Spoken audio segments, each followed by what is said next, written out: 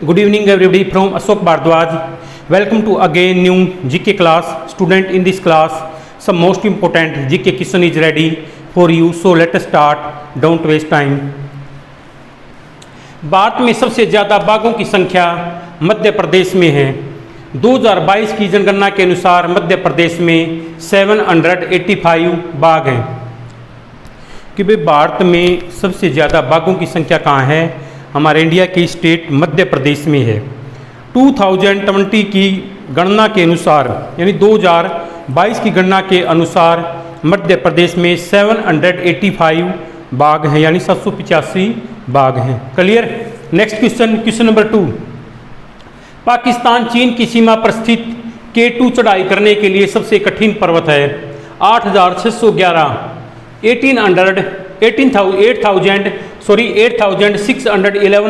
Metre की ऊंचाई पर स्थित यह दुनिया में दूसरा सबसे ऊंचा स्थान है और अक्सर एवरेस्ट से भी कठिन माना जाता है। भाई पाकिस्तान चीन की सीमा पर स्थित K2 चढ़ाई करने के लिए सबसे कठिन पर्वत है। यह 8616 मीटर की ऊंचाई पर स्थित है। यह दुनिया में दूसरा सबसे ऊंचा स्थान है। भारत पाकिस्तान की सीमा पर स्थित K2 चढ़ाई करने के लिए सबसे ऊंचा K2 भारत पाकिस्तान की सीमा पर स्थित K2 चढ़ाई करने के लिए सबसे कठिन स्थान है। यह दुनिया में दूसरा ऊंचा यह 8611 मीटर की ऊंचाई पर स्थित है। यह दुनिया में दूसरा सबसे ऊंचा स्थान है। अक्सर ऐसा माना जाता है कि एवरेस्ट से भी कठिन माना जाता है। अक्सर एवरेस्ट से भी कठिन माना जाता है किसको? K2 को। अगेन से देखो, भारत पाकिस्तान की सीमा पर स्थित K2 चढ़ाई करने के लिए सबसे कठिन स्थान है और ये 8611 मीटर की ऊंचाई पर स्थित है। ये दुनिया में दूसरा सबसे ऊंचा स्थान है और अक्सर ये एवरेस्ट से भी कठिन माना जाता है। Clear? Isn't that soul? Next question की तरफ बढ़ते स्टूडेंट। Question number 3। इंसानी आंख लगभग 10 मिलियन अलग अलग रंगों को पहचान सकती है। भाई इंसानी आंख लगभग कितने? 10 लाख मिलियन रंगों को, कलर्स को, 10 मिलियन कलर्स को इंसानी आंख पहचान सकती है। Clear? Isn't that soul? Next question की तरफ बढ़ते हैं student. Question number 4। Tata steel company की स्थापना जमशेदजी टाटा द्वारा 1907 में बिहार के सकाची में की गई थी। भाई टाटा स्टील कंपनी की स्थापना जमशेदजी टाटा द्वारा 1907 में बिहार के सकाची में की गई थी। क्लियर? नेक्स्ट क्वेश्चन की तरफ बढ़ते हैं स्टूडेंट। Question number 5।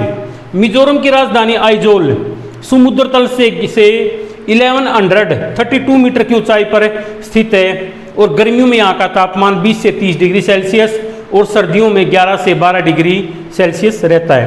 देखो भाई, मिजोरम की राजधानी आइजोल समुद्र तल से 1132 मीटर की ऊंचाई पर स्थित है। गर्मियों में यहाँ का तापमान 20 से 30 डिग्री सेल्सियस और सर्दियों में 11 से 12 डिग्री सेल्सियस रहता है।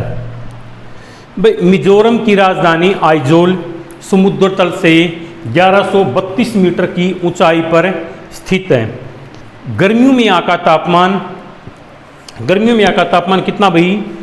20 to 30 डिग्री सेल्सियस और सर्दियों में 11 to 12 डिग्री सेल्सियस यहाँ का तापमान रहता है। नेक्स्ट क्वेश्चन की तरफ बढ़ते हैं स्टूडेंट्स। क्लियर है? हमारे दांत दिमाग से इस तरह जुड़े होते हैं, इसलिए दांत दुखने पर सर में भी दर्द होता है। भाई जो उमन के हमारे शरीर के दांत हैं वो दिमाग से इस तरह जुड़े होते हैं। जब हमारे टीथ में कोई प्रॉब्लम और टीथ में कोई पेन होती है तो साथ में हमारा हेडेक भी होता है, साथ में हेडेक भी होता है, हमारे सर में भी दर्द होता है। क्लियर? नेक्स्ट क्वेश्चन की तरफ बढ़ते हैं स्टूडेंट। Question number 7। 4500 वर्ष पुरानी सभ्यता का कुआं गुजरात के लोथल में स्थित है। गांधीनगर गुजरात की कैपिटल। भाई कितने?